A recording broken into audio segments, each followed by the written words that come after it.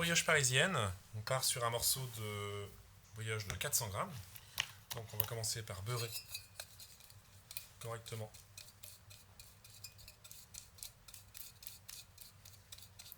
le mou de la brioche parisienne. Donc trop de beurre, ça provoque des petits trous en surface, hein, puisqu'évidemment il y a de l'eau dans le beurre, donc qui est à l'évaporation pendant la cuisson.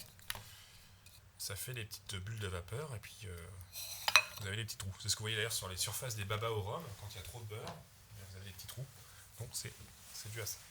Donc là on va partir sur 2 tiers, 1 tiers. Donc je vais commencer par serrer un petit peu. Et donc faire mes 3 parties approximatives. Donc j'ai bien mes 2 tiers, 1 tiers. Et là, donc on va donner de la force, bouler. Vous voyez, toujours vers l'intérieur. Je retourne.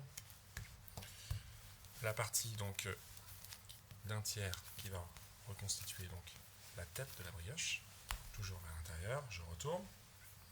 Un peu de farine sur la paume de la main. Et là,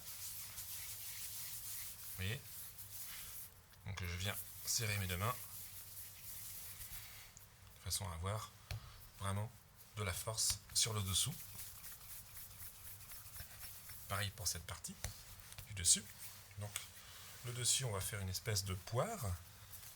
Donc je m'arrange toujours pour avoir la couture sur le dessous. Ici, la base de brioche. Je viens donc la poser dedans. Avec mon index, je fais un trou. Et mes 2 index, je viens donc faire le passage suffisant pour venir en fait positionner la tête. Et là, et je ramène bien le dessous.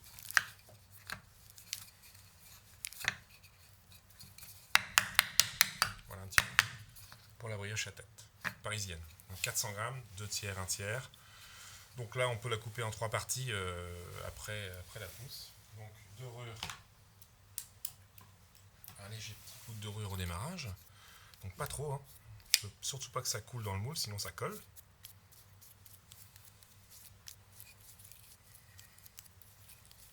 Voilà donc pour la brioche parisienne. Donc pour la finition de la grosse brioche à tête, donc on vient couper 3 fois. Après avoir doré donc une seconde fois. Donc cuisson environ 40 minutes, voire 50 minutes à 180 degrés.